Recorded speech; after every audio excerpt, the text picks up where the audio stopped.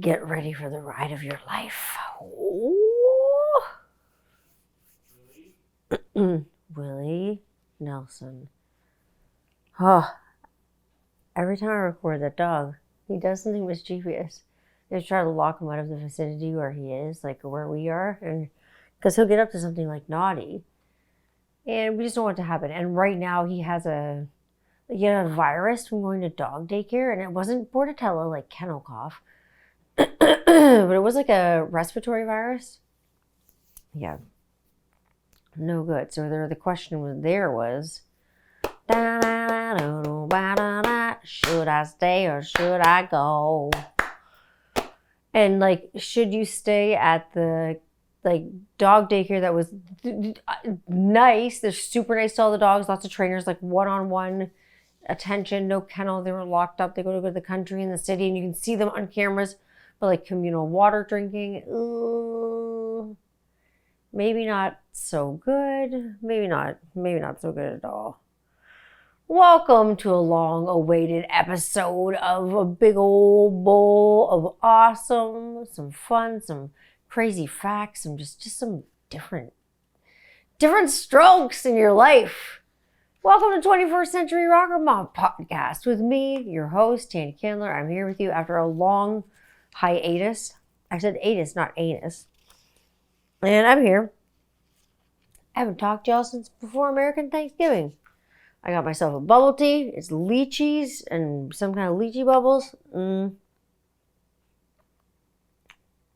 It actually tastes like the smell. Believe this. Tastes like the smell of a lotion I made for the grooming company. I think I'm going to put it up and sell because it's awesome. We'll talk about that later if I remember. I hadn't had a bubble tea in a while.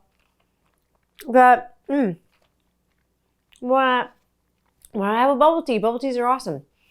So let's say I haven't talked to any of y'all since before American Thanksgiving. So that was after our Canadian Thanksgiving. And Rob is like a dual American citizen. So we didn't like theoretically celebrate like Thanksgiving. I made a fancy meal. Like I made roast beef. I made cheddar-filled sausages. I made mashed potatoes. I made Yorkshire puddings. I made stuffing. I made, like different kinds of vegetables. I made gravy. I made, the whole gamut. And I think I made ice cream because my kids wanted homemade ice cream. And so I was like, okay. And like homemade ice cream is the best because you can do whatever you want. You get all those different extracts, like the real ones, not the shitty artificial extract of bullshit, flavor of, not the shit version of, like real, like the extract of. Excellent. Great movie called Extract of Jason Bateman. If you can watch it, watch Extract. It's good. Like I say, did we celebrate like Thanksgiving? Not really, like kind of. We didn't celebrate like genocide and colonialism. We celebrated each other because I don't celebrate that on either side, Canadian or American Thanksgiving, or any side at all. I don't celebrate colonization. I don't celebrate genocide of any people whatsoever. I just can't. I don't celebrate some Norman Rockwell version of Gobble Gobble Day. You know what I mean? Like, it's just not the way it is. It's not reality, not in my house at least. I don't know. My Thanksgiving still makes me feel warm and fuzzy. So, I don't know. Maybe it's my sweater, but I don't know. That's what we did for Thanksgiving. It was fun. The roast beef was awesome. The ice cream was amazing. You make your own cranberry sauce, good. And if you make your own ice cream, better. So good. Like I say, despite having no sweet tooth, after having like a little snack of like a special gummy, if you're catching my wavelength, come on, get on it now. Or like a special chocolate that I keep way back in the top of the freezer where no kids can reach. Grandma's special cookies. You know what I mean? Like the butter. Things like that. Like, after a little bit of that, sometimes I do have a sweet tooth and then I gotta reach for something that I've made, you know what I mean? So like homemade ice cream, for instance, and like the other night, like I fell asleep. I tried a new sleeping medication because I haven't been able to sleep, and you all know I have chronic insomnia. It's something I talk about often. I've had it since I was a teenager. It sucks. So I fell asleep with an ice cream sandwich in my hand, like one of those like ice cream sandwiches with a cookie on top and the cookie on the bottom. I fell asleep with it in my hand, like I was, and like in my mouth too, and like I was gonna choke on it. Rob's like, he takes my glasses and was just like, thank you, Ambien. This moment was brought to you by fucking Ambien. Falling asleep with a fucking ice cream sandwich in your mouth. Thanks, Ambien. Jesus. Speaking of high as fuck, because Ambien, Jesus, it's a date rape drug on crack. I got sugar high. I got sugar high higher than Joey Lauren Adams on Empire Records. I got sugar high at my kid's school because I was there to give him some insulin, and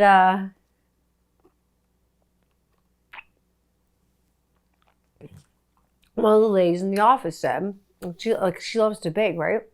And she's super nice, and we're always talking about recipes, so I'm confident that she likes to bake. So I'm like, cool, one of my own friends. I'm like, good, you find your people, right? And so she's like, so one day she came in, she was like, Tanya, are you allergic to so-and-so and so-and-so? No, I'm not allergic to any of that stuff. And I got something for you to try. So she gave me this butter tart square. It was only about like yay big, like a rectangle, like a normal size, like a bigger size brownie. Holy shit. I was bouncing off the fucking ceiling. I was so high on fucking sugar crack because I usually don't consume that much sugar other than in a craft soda or like something like this, like a bubble tea drink. I don't have that much sugar. You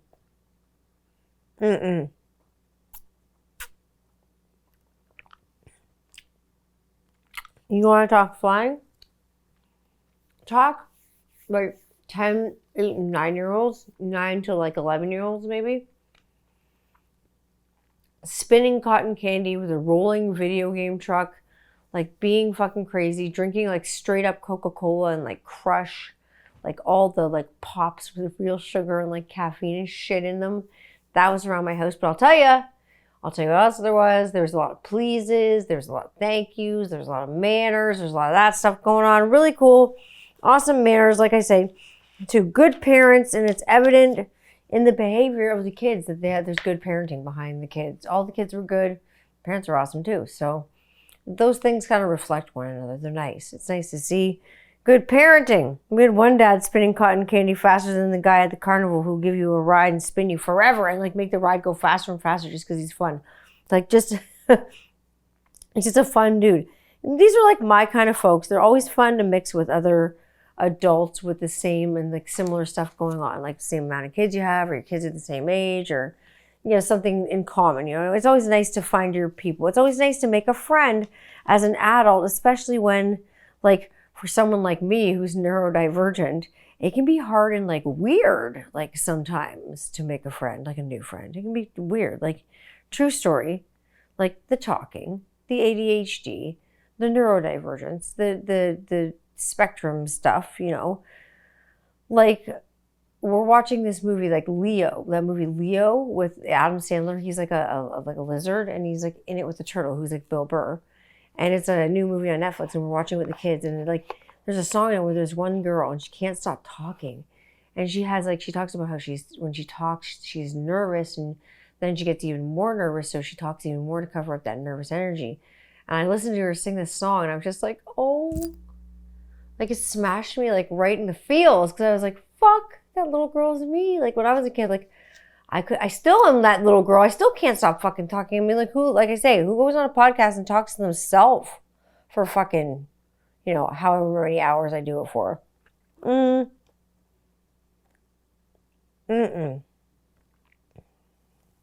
So, this little girl, she couldn't stop talking. It hit me right in the feels, man. It just hit me right in the balls. I cried because, like, it's 100% me. It was just ridiculous. So, Leo, seriously, a good movie to watch. Like, kind of, it shows how all people are different and how that's cool in all different ways, and kind of let your freak flag fly. My current friends, my pals, they accept me and they love me as I am. And my new friends do too. They accept my weirdness completely. But don't kid yourself. I've lost a lot of friends too, and pals, and lovers and whatever. I've lost my fair share of amount of people because of my personality. Trust me, a lot of toxic positivity causes friend loss at times. When you post opinion and stuff, people just want to scroll past it and focus on things that are not negative and only focus on things that are positive completely. I'm just what are you going to do with yourself? This is the real world. You can't just always focus on things that are positive and expect everyone to think that everything's hunky-dory all the time, because it's not. You know what I mean? Be real about things. Just be fucking honest. When things are shit, they're shit. When you're having a hard time and you're struggling, it's the holiday time. I'm struggling because it's the holidays. It's not easy, especially there's people you haven't had around. There's people you miss. It's not an easy time of year. If you're struggling, say so. You know what I mean? What I say. What can I say? Whatever. I'm not going to just scroll through people's Facebook feeds or their Instagram, posts and things like that till I see, a happy picture of their kids or their cat. You know what I mean? I'm going to see what they're posting for real and go by that. You know what I mean? I'm not going to scroll past it and choose to not look at it because it's negative, quote unquote. And whatever. It's about real stuff. You know what I mean? Politics or, protests or money. When your kids grow up and they ask questions, especially Mom, Dad, what did you do during, blah, blah, blah, during here? Did you do something about it? Did you stand up and fight? Were you an activist? We asked our parents in the 60s, did you protest the war? Were you marching against war? Were you marching for peace? What were you doing? Did you write letters? What did you do? You know what I mean? I know what my parents did. I know what a lot of people's parents did. And there's a lot of activism going on back then. So what did you do now against war? Did you sit there and just scroll past and wait for the happy parts and skip to the good part? Or did you stand up and fight and post your stance and use your voice if you can? You know what I mean? Because you can always use your voice. People just don't want to hear about it. Fucking example. Just set an example. Amplify your voice. Amplify a voice for other people that don't maybe have one. I can say, amplify, whatever voice you have. If you have something to say, drop a few. The only thing is I'm going to tell you is you may lose a few followers and friends, along the way. But, screw it. That's why I say fuck it. Seriously, who cares? Don't sweat the small stuff. It's not important.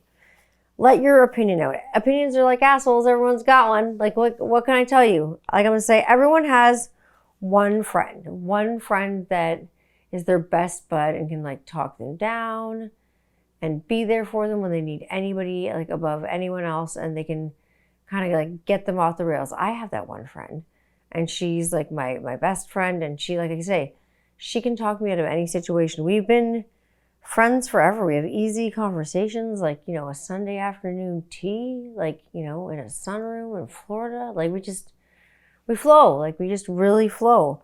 She connects me with my better self. Everybody needs a friend like this. Everybody needs a friend that connects you with your better self. You need a friend like that is your buddy. I have a few male best friends too, and they're the same. And they're my brothers.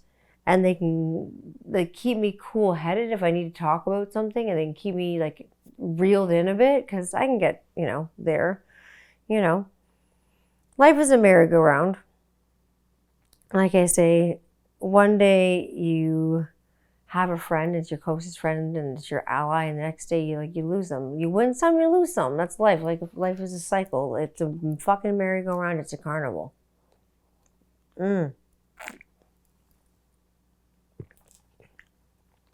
So is life.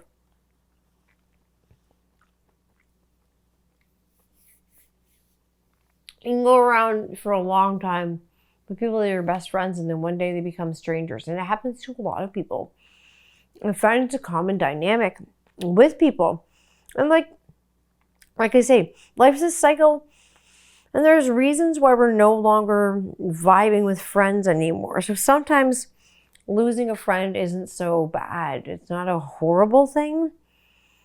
Look for the silver linings about losing that friend or whatever. Just look for the silver linings because they're there. Just realize nothing is ever as bad as you think or you imagine it to be. Nothing's ever as bad. It can be bad, but it's not as bad as you think or bad as it could be, maybe. Now, I have to let a bud loose, like when I have to, for whatever reason. There's usually a few like deal breakers why I have to let them loose. Like, I mean, it's happened. Like, sometimes they're really like into like some mean politics that involve like racism or oppression, anything that really hurts people, hurts children, those kinds of politics, that kind of religion, anything like that, any kind of ideology like that, fuck that. I can't be friends with someone that is like that. That's a deal breaker for me. So that goes out the window. So those are for a few deal breakers. And I mean, it's happened. Like, I've ghosted a few people and shit. Like, I'm not gonna lie. I'm not a complete, like, angel. But generally, I have a conversation about why the fuck I'm not gonna be friends with you anymore. People don't have conversations with me anymore. They'll just be like, bye. I'm like, okay. Let's not talk about it. Cool. But, like, I can't lie. I mean, I cannot lie. Literally, medically, I can't lie. Like, I'm so terrible at it. Rob thinks it's a hoot. He thinks it's funny that I can't lie because I'll try. And it's like fucking ridiculous. Now, on to amazing people in my life. Amazing people in my life. Jamming and jamming and jamming. I'm going to be jamming with some humans again. I've been jamming on and off with humans again. So, but it's going to be the Christmas holidays are coming up and all those holidays are coming up. So jamming with humans again. It's on. It's down. I've been mainly doing bass, keyboard, vocals. I've rocked so hard, in fact, I lost a piece of precious rose quartz jewelry from around my neck. Feeling creative energy can only be good, and especially with other people, and recording with people is a good kind of trip. It's a good thing. It can only be good. It's the beginning of, a good foundation of content. It just feels good to build on. I think that's good. Music on my mind, of course, as well. I ended up doing my last market of the year. I ended up doing the last punk rock flea market of the year. The holiday extravaganza at Centennial Hall. It was amazing. It was a few Sundays ago. My mother-in-law came and she helped me out. She was a huge help. She was awesome. And she had fun. I think she had a blast at punk rock flea market, seeing all the bands and stuff and all the folks that came to our table and visited us. They were so nice. So it was a good time. It was great. There were beards everywhere. It was Friendsmas, so I got to like exchange gifts and do tradesies with my friendsies. It was good. There was loads of fun, food, drink, vending. No MLMs allowed because, no one wants your fucking shit, Cameron. No MLMs come to punk rock flea market. Multi-level marketing. I don't want to see that shit. Support a real business. Bands, musical petting zoos, zine zones.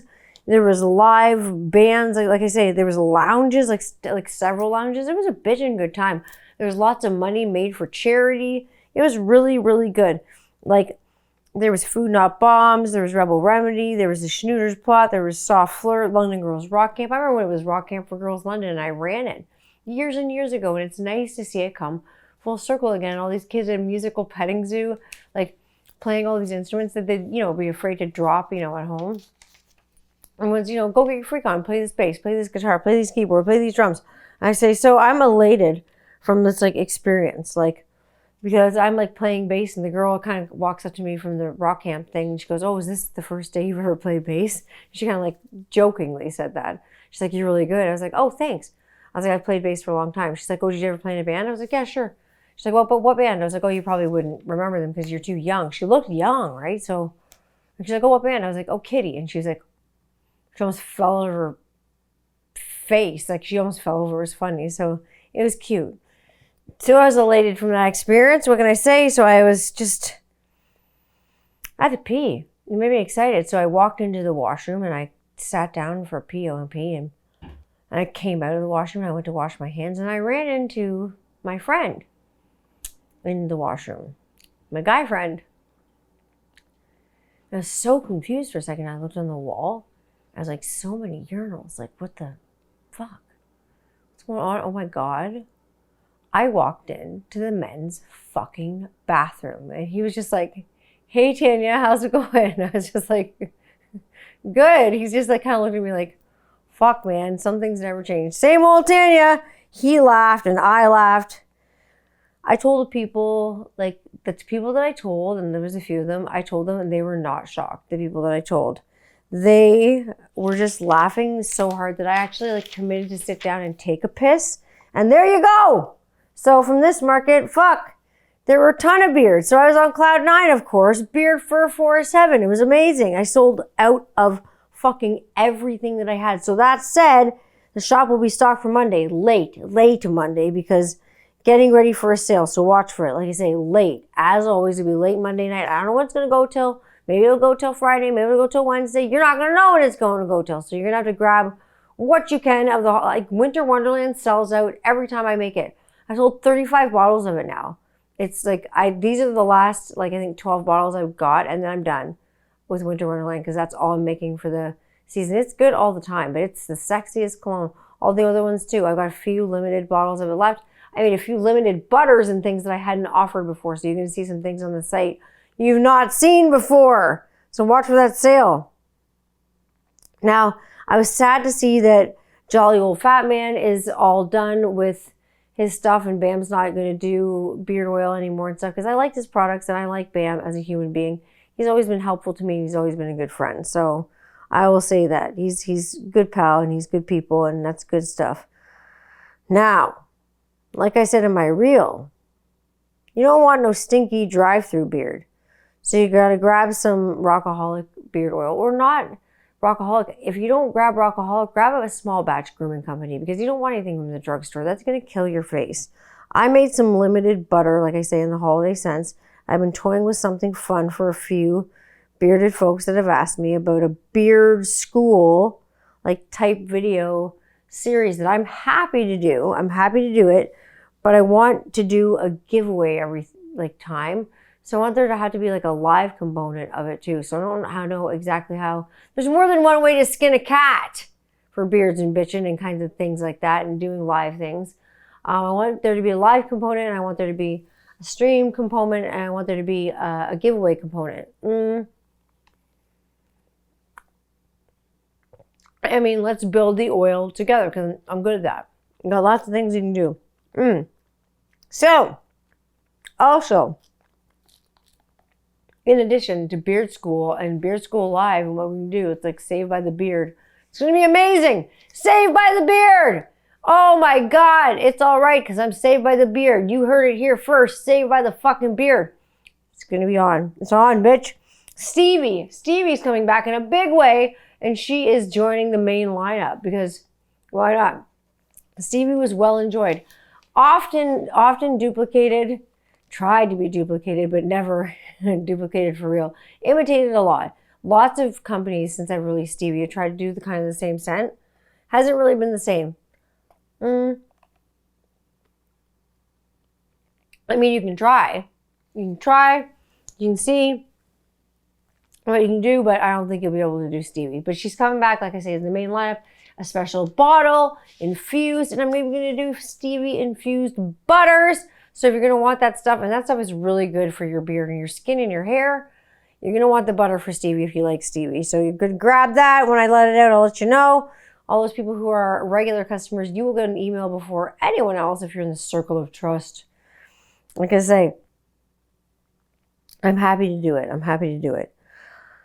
So lives are coming like crazy for the grooming company, but also for me personally. I got a pretty gritty one coming up that not only I agreed to do, but I agreed to do it because it's a touchy topic and I feel safe doing it because I said no to about like 20 live streams or 20 podcasts rather than have asked me to do anything on this particular topic. So look for that coming up.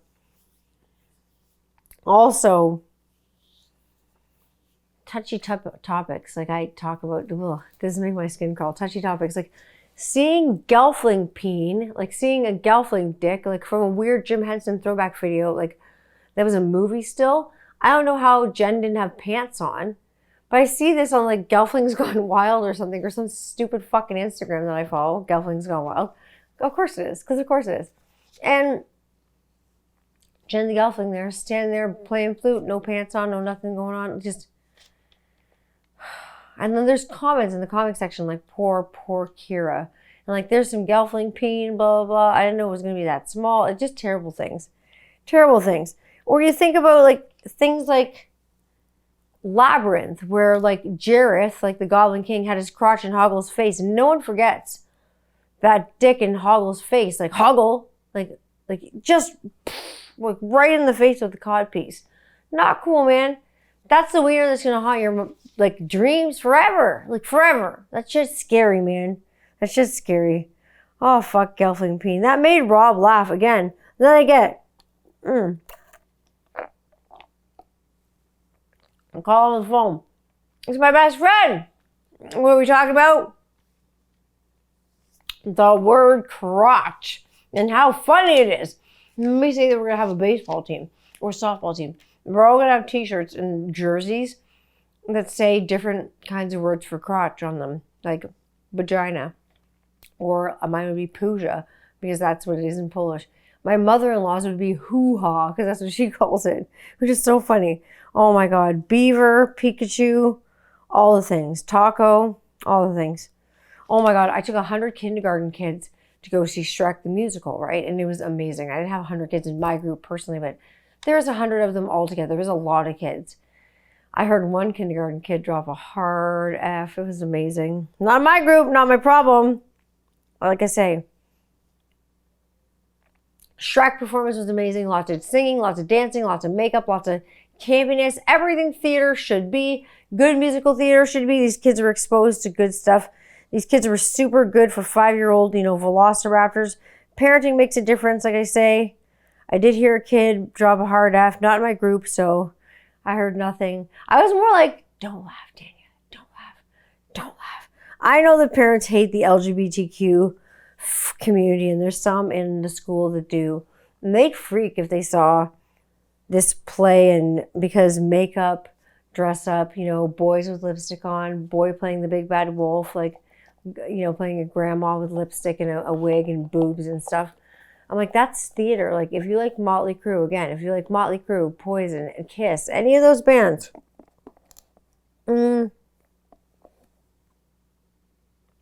Prince, anyone who wear eyeliner, let me tell you, all those bands got more ass than a toilet seat. So fight me about guys wearing makeup and stuff like that. More ass than a toilet seat. I'm telling you right now. I'll never understand the double standard with like men in makeup. Like so many guys are like, yeah, I love this metal band. Oh, no, that guy's a drag queen. What a, he'll call him a homophobic slur. Or she'll call him a homophobic slur. Women don't like, certain things either. They don't like drag queens. But, they're like this 80s band. They like Kiss, whatever. Like my shirt said the other day, why do old white dudes get to decide? Why? And I mean, it's true. They make lots of decisions for all of us. I mean, all of us, even young white dudes and middle-aged white dudes, old white dudes make decisions for us and we go along with it. Look at both presidential candidates in America, or most presidential candidates in America. No one's under 40. They're all old and fucking crazy. Like, they're crazy. They're all nuts because they're all at dementia age. It's true. They're old medically. They're not ready to be anything. Not good. Ready to go for a nap. I vote for anyone under 40. That's what I think. Seriously, people are making crazy fucking decisions. It's not good. People are falling over and shit. Even here in the North in Canada land. I don't like any of them either. I don't like any of them. Doesn't matter what their age are. One of our leaders voted to eliminate our lunch and breakfast programs in schools. That's bullshit, and it's nothing but conservative fucking greed. And starving kids is going to skyrocket. Groceries have already skyrocketed. Why don't you make groceries cheaper so people can feed their families? Instead, you want to cut lunch and breakfast programs from schools, cut it and have that greed. and cut your way. You think you can cut and make cuts like that and make prosperity from those cuts. That is not a good standard of practice, I think. That's just not my standard of practice. I think maybe we should make things go down for parents that are having a hard time and that are in a pinch. And who's in charge of that? A rich old white dude who's in charge of groceries and how much they cost. When you find so many things are at the center of this, like Victoria's Secret. Like, the company Victoria's Secret that makes lingerie for girls. Who's Victoria's Secret? An old guy who lives in Ohio, like the song says. I know who Victoria's Secret is, Girl, you wouldn't believe he's an old man who lives in Ohio. Cashing in on body issues. Like it's an old, rich white man. Like, I don't know what it is. I don't know what the attraction is. I don't know what it is to these businesses for old white men. Why do they want to gravitate towards these things? Because a lot of the times they're very intimidated by strong women or they don't like strong women. And people that present as female that are strong, they make those kinds of men squirm. And it's also funny because like men generally don't know how to act around people like me, for instance. I'm kind of a strong woman. I'm not too, I cry a lot, but I'm not a light touch, you know what I mean? I'm pretty tough, when it comes to things. And men don't know how to act around me. It's so funny because they don't know what to say when I tell them a story. They ask me a question and they just like, wow, I don't know if I wanted the answer. Whoops, I don't know. Like, why did Billie Eilish become super unpopular she lost 100,000 followers, and that's kind of a lot. I mean, not a lot for Billie Eilish, but I mean a lot in general. That's a lot of followers. She lost that when she came out and she said she was attracted to women and that she was a lesbian. And then she's like, didn't you know? Like, I knew. Who cares what her sexuality is? She's awesome. Like, I think she's a great singer and she's fun.